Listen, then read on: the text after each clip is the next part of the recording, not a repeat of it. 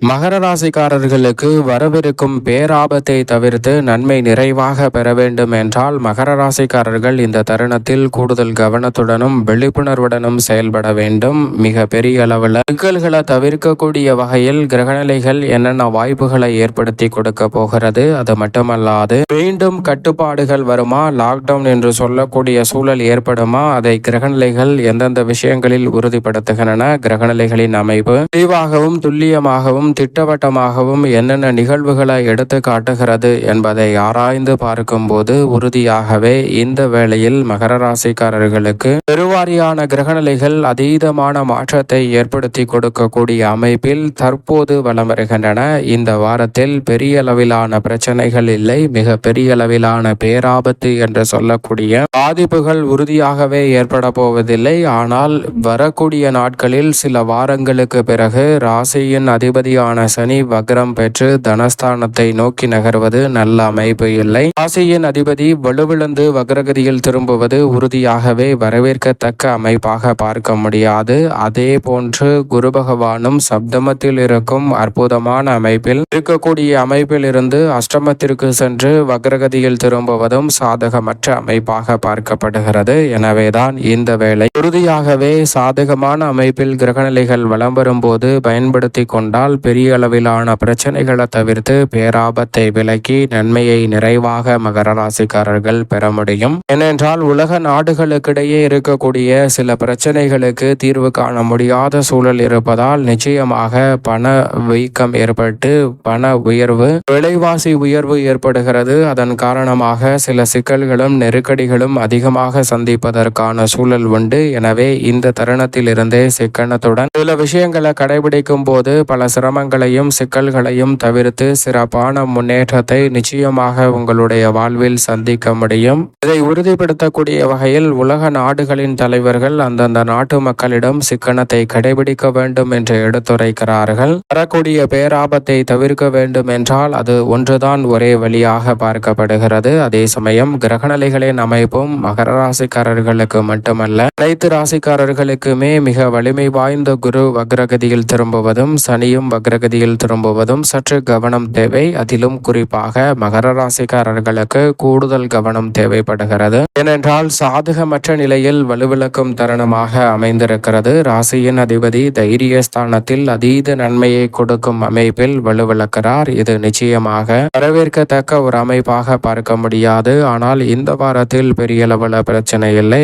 அதே போன்று குரு பகவானும் சப்தமத்தில் வலம் வருகிறார். தற்போதைக்கு மிக சிறப்பாக குரு மற்றும் சனி ஆகிய இரு கிரகநிலைகள் வலம் வருகின்றன. ஆனால் அதே வேளையில் தனஸ்தானத்தில் ராகுவும் அஷ்டமத்தில் கேதுவும் இருப்பது உறுதியாகவே சாதகமற்ற அமைப்பாக தான் பார்க்கப்படுகிறது. அதீத நன்மைகளை மகர ராசிக்காரர்களுக்கு ஏற்படுத்தி கொடுக்க இயலாத ஒரு அமைப்பு என்றுதான் உறுதியாகவே இந்த இரு அமைப்புகளும் சொல்லப்படுகிறது. அதோடு மட்டுமல்லாது இந்த வேளையில் ராசியின் உச்ச அதிபதியான செவ்வாய் சுகஸ்தானத்தில் ஆட்சி பலம் பெற்றிருக்கிறார். சுகஸ்தானத்தில் செவ்வாய் ஆட்சி பலம் பெற்றிருப்பது பெரிய அளவில் நன்மை தர இயலாத ஒரு அமைப்பு.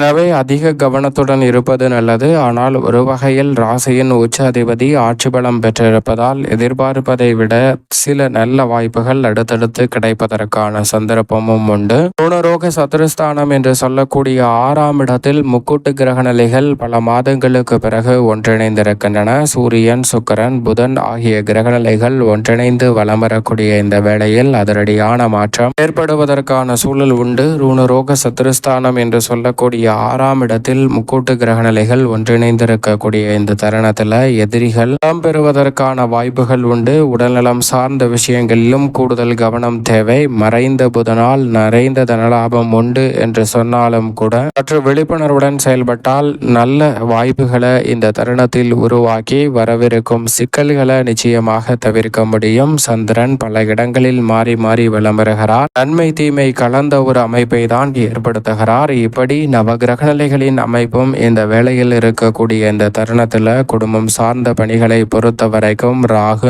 கேது, செவ்வாய் உள்ளிட்ட கிரகநிலைகள் அதீத செலவுகளை ஏற்படுத்தக்கூடிய ஒரு அமைப்பில் தான் இருக்கின்றன. எனவே வரவுக்கு மீறிய செலவுகள் இருக்கும். செலவை சமாளிக்க வேண்டிய ஒரு சூழல் தான் ஏற்பட்டு கொண்டிருக்கிறது. ஒரு சிலருக்கு வெளியூர் பயணங்களை தவிர்க்க முடியாது. வீண் விரைய மருத்துவ செலவுகள் ஏற்படலாம். கிரகநிலைகளின் அமைப்பை எடுத்து காட்டும் போது அதிக கவனத்துடன் உடல்நலம் சார்ந்த விஷயங்களில் இருப்பது நல்லதாக பார்க்கப்படுகிறது. உஷ்ணம் சம்பந்தப்பட்ட பல பிரச்சனைகள் இந்த தருணத்தில் ஏற்படுவதால் அதிக கவனம் உறுதியாகவே தேவை. பழைய கடன்கள் சில சிக்கலை ஏற்படுத்துவதற்கான சாத்தியக்கூறுகள் உண்டு. நல்ல வரன் கிடைப்பதில் தாமதமாகலாம். எனவே வரன் கிடைக்கக்கூடிய விஷயங்களில் சற்று விழிப்புணர்வுடன் இருங்க.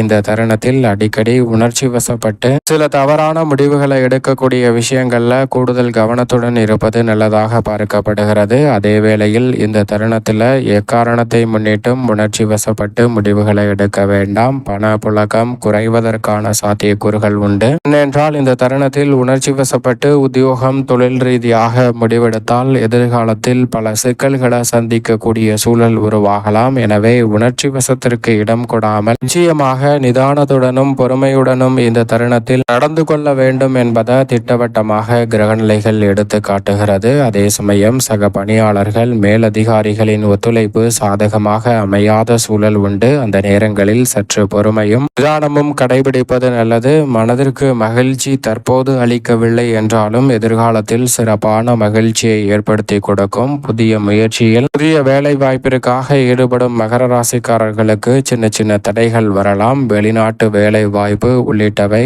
தற்காலிக பிரிவுகளை சந்திக்கக்கூடிய வகையில் அமைவதற்கான சாத்தியக்கூறுகள் உண்டு. தொழில்துறை வியாபாரத்துறை இந்த இரண்டுமே சனி பகவானின் நேரடி கட்டுப்பாட்டில் இருக்கிறது. உழைப்பிற்கேற்ற லாபம் கிடைக்காத ஒரு சூழல்தான் இந்த தருணத்தில் இருக்கிறது. எனவே சற்று நிதானத்துடன் இருந்தால் மன நிறைவு காணக்கூடிய வகையில் மகிழ்ச்சி கிடைக்கக்கூடிய வகையில் பல நல்ல மாற்றங்கள் கிடைக்கும். நிதி நிறுவனங்களின் ஆதரவு இந்த தருணத்தில் எளிதில் உங்களை தேடி வரும். வருமான வாய்ப்பிற்கான சந்தர்ப்பங்கள் சற்று கூடுதலாகவே உண்டு. புதிய முயற்சிகளில் மிகப்பெரிய அளவில் தடை விலகி நன்மை நிறைவாக கிடைக்கும். கலைத்துறை ரீதியான போட்டிகளில் கடைசி நேரத்தில் கூட வாய்ப்புகள் கை நழுவி செல்வதற்கான சாத்தியக்கூறுகள் உண்டு. எனவே புதிய தயாரிப்புகள் மற்றும் புதிய விஷயங்களில் உற்சாகத்தை மேற்கொள்ள வேண்டும் என்றால் அதிக கவனமும் விழிப்புணர்வும் மிக முக்கியமாக இந்த தருணத்தில் தேவைப்படுகிறது. மன நிம்மதி பெற வேண்டும் என்றால் அதிக விழிப்புணர்வுடன் இருந்தால் நிம்மதி பெறுவதோடு மகிழ்ச்சி நிறைந்த வாய்ப்புகளை இந்த தருணத்தில் மேற்கொள்வதற்கான சந்தர்ப்பம் நிச்சயமாக கிடைக்கும். ஒரு சிலருக்கு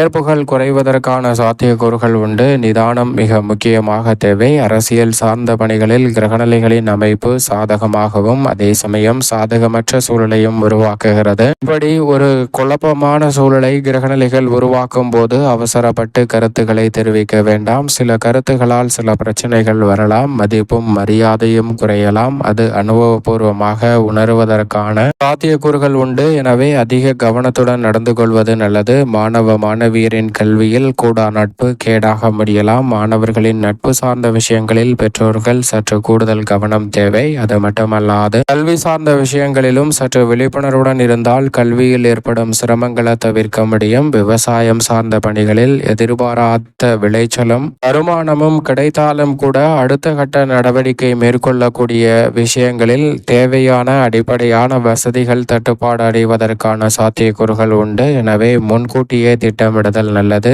கால்நடை வளர்ப்பில் சிறந்த அபிவிருத்தி காண வேண்டும் என்றால் நிதானத்துடனும் பொறுமையுடனும் நடந்து கொண்டால் கால்நடை வளர்ப்பில் சிறப்பான மாற்றத்தை நிச்சயமாக சந்திக்க முடியும். மேலும் இந்த தருணத்தை உறுதியாகவே சாதகமாக மாற்றிக்கொள்ள வேண்டும் என்றால் நிச்சயமாக இந்த வேளையில் மகர ராசிக்காரர்கள் வாரத்தில் செவ்வாய்க்கிழமை விரதமிருந்து அருகாமையில் உள்ள முருகப்பெருமான் சன்னதி சென்று தீபம் ஏற்றி வழிபாடு செய்யுங்கள். மகர ராசிக்காரர்களாகிய உங்களுடைய வாழ்வில் தடை தாமதம் சிக்கல் சிரமம் அனைத்துமே விலகி சிறப்பான வளர்ச்சியும் முன்னேற்ற வாய்ப்பும் நிறைவாக கிடைப்பதற்கான சந்தர்ப்பம் உண்டு. வரக்கூடிய பேராபத்தை தவிர்த்து நிறைந்த நன்மையையும் முன்னேற்றத்தையும் உங்களுடைய வாழ்வில் அடுத்தடுத்து சந்திப்பதற்கான யோகம் கிடைக்கும்.